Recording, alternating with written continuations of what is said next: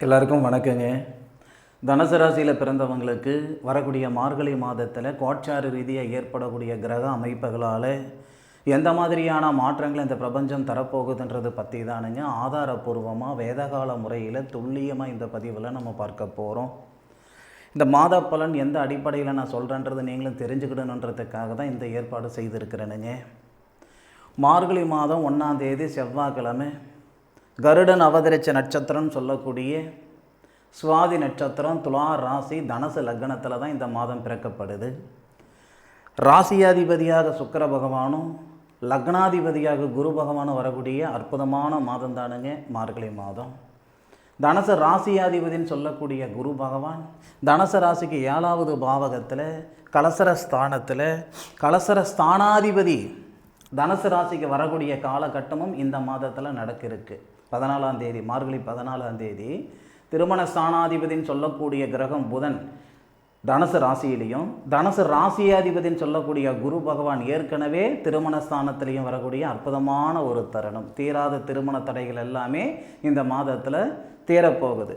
செவ்வாய் தோஷம் இருக்குதுங்க, இல்லை நாகதோஷம் இருக்குதுங்க, தாரதோஷம் இருக்குதுங்க, பரிகாரங்கள் செஞ்சுக்கிட்டு இருக்கிறேனுங்க, கோவிலாக போயிட்டு நான் வழிபட்டுக்கிட்டு இருக்கிறேனுங்க, என்னுடைய மன வாழ்க்கை இன்னும் செட் ஆகலை, இல்லை மன வாழ்க்கை நடந்துருச்சு, 2 பேருக்குள்ளார நிறைய சங்கடங்கள் இருக்குது.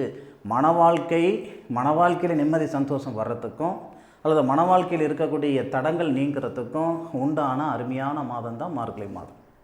ஏன்னா திருமணக்காரகன் அப்படின்னு நம்ம சொல்கிறோம்னா எல்லாருக்குமே திருமணக்காரகன் சுக்கிரன்.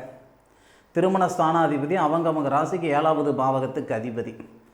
5ஆம் தேதி மார்கழி மாதம் 5ஆம் தேதி தனுசு ராசியில் சுக்கிரன் வந்துடுவார். திருமண காரகனை திருமண ஸ்தானத்தில் இருக்கக்கூடிய குரு பகவான் தேவகுரு பார்ப்பார் அசுர குருவை. 14ஆம் தேதி என்ன ஆகுதுன்னா இந்த புதன் திருமண ஸ்தானாதிபதி பயிற்சி அடைகிறார். அதாவது உங்கள் ராசிக்கு 12வது பாவகத்தில் இருந்த புதன் உங்களுடைய ராசிக்கு வந்துடுறார். அப்போ கிரக பரிவர்த்தனை ஏற்பட்டிருக்கு. குருவும் புதனும் கிரக பரிவர்த்தனை. இந்த அமைப்புகள் எல்லாமே தனுசு ராசியில் பிறந்தவங்களுக்கு நிச்சயமாக மன வாழ்க்கையில் மிகப்பெரிய மாற்றத்தை கொடுக்கும். அதுபோக தனுசு ராசியாதிபதி குரு பகவான் தன்னுடைய சுயசாரன் சொல்லக்கூடிய ஸ்ரீராமர் அவதரித்த நட்சத்திரம் புனர்பூச நட்சத்திரம் 3வது பாதத்தில் கிட்டத்தட்ட 87 டிகிரியில் குரு பகவான் இருக்கார். உங்களுடைய ராசிக்கு 11வது பாவகன் சொல்லக்கூடிய லாபஸ்தானத்தையும் பார்க்கிறாரு. 5ஆம் தேதியிலிருந்து லாபஸ்தானாதிபதியும் பார்க்கிறாரு. கொடுத்த பணம் வந்து சேர்றதுக்கு வாய்ப்புகள் உண்டு. நான் காசு பணம் இழந்துட்டேனுங்க, ஆன்லைனில் காசு பணம் போட்டு இழந்துட்டேன், இல்லை அதாவது ஷேர் மார்க்கெட்டில் காசு பணம் போட்டு இழந்துட்டேன், இல்லை யாருக்கிட்டே காசு பணம் கடனை கொடுத்தேனுங்க வாங்க முடியல. பண பிரச்சனைகளால் மன அழுத்தத்தில் இருக்கக்கூடிய தனுசு ராசியில் பிறந்தவங்களுக்கு இந்த பிரபஞ்சம் நிச்சயமாக ஒரு நல்ல பாதை கிடைக்கும், உருவாக்கி தரும். போன பணம் வந்துருமா, இல்லை மீண்டும் சம்பாதிக்கிறதுக்கான ஒரு வாய்ப்பை இந்த பிரபஞ்சம் கொடுத்துரும். அப்போது நம்மளுடைய எதிர்பார்ப்பு இருக்க தானே செய்யுது. ஒவ்வொருத்தருக்கும் ஒவ்வொரு விதமான எதிர்பார்ப்புகள் இருக்க தானே செய்யுது. இந்த பிரபஞ்சம் இந்த தருணத்தில் லாபஸ்தானத்தையும் லாபஸ்தானாதிபதி இருக்கக்கூடிய இடத்தையும் பார்ப்பது சிறப்பு. தனுசு ராசியில் பிறந்தவங்களுக்கு தொழில் ஸ்தானாதிபதியாக வரக்கூடிய கிரகம் புதன் தானே. எப்படி திருமண ஸ்தானாதிபதி புதனோ அதே மாதிரி தொழில் ஸ்தானாதிபதி தனுசு ராசிக்கு 10வது பாவகத்துக்கு அதிபதி புதன். அப்போ 10வது பாவகத்துக்கு அதிபதி புதன் தனுசு ராசியில் தனுசு ராசியாதிபதியுடைய பார்வை வாங்கி தனுசு ராசியாதிபதி குரு பகவானும் புதனும் கிரக பரிவர்த்தனை செய்திருக்கிறதுனால வேலை வாய்ப்பில் நிச்சயம் ஏற்றத்தை தரும். ஒரு சிலர் கிணத்துல போட்ட கல் மாதிரி ஒரே இடத்துல இருந்துக்கிட்டு இருக்கிறேன் சார், இம்ப்ரூவ்மெண்ட் இல்லாமல் இருந்துக்கிட்டு இருக்கிறேன் சார், இல்லை வேலையில் மாற்றங்கள் செஞ்சுக்கணும்னு நினைக்கிறேனுங்க, அதுக்கான சந்தர்ப்பம் வரல. இந்த நாட்களை பயன்படுத்திக்கோங்க. சரியாக மார்கழி மாதம் 14ஆம் தேதியிலிருந்து பயன்படுத்திக்கோங்க. மார்கழி 14லிருந்து சரியாக நமக்கு 30ஆம் தேதி வரைக்குமே, அதாவது கிட்டத்தட்ட ஒரு 16 நாள் இந்த பிரபஞ்சம் வேலை நிமித்தமாக எடுக்கக்கூடிய முடிவுகள் சரியாக இருக்கும். அதுக்கு இந்த பிரபஞ்சத்துடைய அனுகிரகங்கள் இருக்கும், அதில் மாற்று கருத்து இல்லை. அதுபோக மாத பலன் அப்படின்னாவே நம்ம சூரிய பகவானை மையமாகப்படுத்தி தான் நம்ம சொல்லக்கூடியது. எல்லாரும் அதுதானுங்க. 9வது பாவகத்துக்கு அதிபதி சூரியன், அதாவது பிதிருஸ்தானாதிபதினு சொல்லுவாங்க.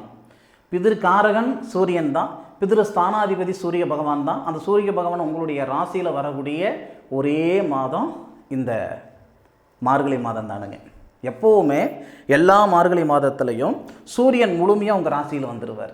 ஆனால் இந்த வருடத்துடைய ஸ்பெஷல் என்ன சிறப்பு என்னன்னா, உங்களுடைய ராசியாதிபதி உங்கள் ராசியில் வரக்கூடிய சூரிய பகவானை பார்க்கிறார். மீண்டும் இந்த பிராத்தம் 12 வருஷம் கழிச்சு தானுங்க வரும்.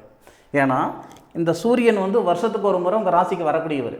ஆனால் உங்கள் ராசிக்கு 7வது பாவகத்துக்கு வரக்கூடிய குரு பகவான் 12 வருஷத்துக்கு ஒரு முறை தான் வருவார்.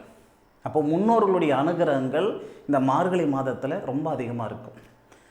வீட்டில் முன்னோர்கள் தவறினவங்க, அப்பா அல்லது அம்மா, தாத்தா, பாட்டி, அதாவது முன்னோர்களுடைய அனுகிரகங்கள் உண்மைக்கே சொல்கிறேனுங்க, தனுசு ராசியில் பிறந்தவங்களுக்கு இந்த மாதத்தில் ரொம்ப அதிகமாக இருக்கும். அதுவும் இந்த மார்கழி மாதம் 27, 28, 29, 30 அந்த 4 நாட்கள், அதாவது சூரியன் தன்னுடைய சுயசாரத்தில், உத்திராடம் நட்சத்திரம் அப்படின்றது தனுசு ராசியில் வருதுங்க, ஒரே ஒரு பாதம் தான் வரும். 4 நாள் உத்திராட நட்சத்திரத்தில் சூரியன் வரும் பொழுது அந்த 4 நாளில் உங்கள் முன்னோர்களுக்கு நீங்கள் செய்யக்கூடிய அனுகூலங்கள், முன்னோர்களுக்கு நீங்கள் செய்யக்கூடிய அமைப்புகள், அதனுடைய பூஜை புனஸ்காரங்களால் மிகப்பெரிய ஒரு ஏற்றத்தை தரும். அதில் மாற்றுக்கிறது கிடையாது. 1ஆம் தேதியிலிருந்து சரியாக 13ஆம் தேதி வரை, மார்கழி 1லிருந்து மார்கழி 13ஆம் தேதி வரை சூரியன் கேதுவுடைய சாரத்தில் வருவார். மூல நட்சத்திரத்தில் பிறந்தவங்களுக்கு எல்லாமே ரொம்ப நல்லா இருக்கும் அந்த நேரம். அந்த நேரம் மன அழுத்தம் சரியாகும். பொதுவாகவே தனுசு ராசியில் பிறந்தவங்களுக்கே நல்லது தான். ஆனால் மூல நட்சத்திரத்தில் பிறந்தவங்களுக்கு இன்னும் 2 அதிகமான வளர்ச்சி ஏற்படுத்தும். ஏன்னா சூரியன் மூல நட்சத்திரத்தில் மார்கழி 1ஆம் தேதியிலிருந்து மார்கழி 13ஆம் தேதி வரைக்கும் வராரு. ஏற்கனவே அந்த கேது பகவானுக்கு சூரியன் வீடு கொடுத்துருக்கார். கேது பகவானுடைய சாரத்தில் சூரியன் குரு பார்வையில், சனி பார்வையில், செவ்வாயுடன் சேர்ந்து சூரியமங்கல யோகம்னு சொல்லுவோம் இல்லைங்களா. செவ்வாய் யாருங்க? புத்திரஸ்தானாதிபதி தனுசு ராசிக்காரங்களுக்கு. அப்போது சூரியன் செவ்வாயுடன் சேர்ந்து சூரியமங்கல யோகமாக வரக்கூடிய தருணம் இந்த மார்கழி மாதம்தான். அப்போ 1ஆம் தேதியிலிருந்து 13ஆம் தேதி வரை நிறைய நண்பர்களுக்கு புத்திரபாகியத்தில் இருக்கிற சங்கடங்கள் சரிப்படுத்துறதுக்கு உண்டான நேரமாக இருக்கும். பூர்வீகத்தில் இருக்கக்கூடிய பாக பிரிவினைகள், அந்த பூர்வீகத்தில் இருக்கக்கூடிய அந்த மண்ணு மனையில் இருக்கிற சங்கடங்கள் சரியாகிறதுக்கு உண்டான தருணத்தை இந்த பிரபஞ்சம் தரும். அதே மாதிரி வேலை வாய்ப்பில் இருக்கிற சங்கடங்களெல்லாம் சரியாகிறதுக்கான சூழலையும் கொடுத்துரும். அப்போது 1ஆம் தேதியிலிருந்து 13ஆம் தேதி வரைக்கும் நமக்கு சாதகமாக தான் இருக்குது. அதில் மாற்றுக்கிறது கிடையாது. 13ஆம் தேதிக்கு மேலே 26ஆம் தேதி வரை சூரிய பகவான் பூராடம் நட்சத்திரம்னு சொல்லக்கூடிய கங்கை அம்மன் அவதரித்த நட்சத்திரத்தில் சூரியன் வர்றார். அதாவது சுக்கிர பகவானுடைய சாரத்தில்.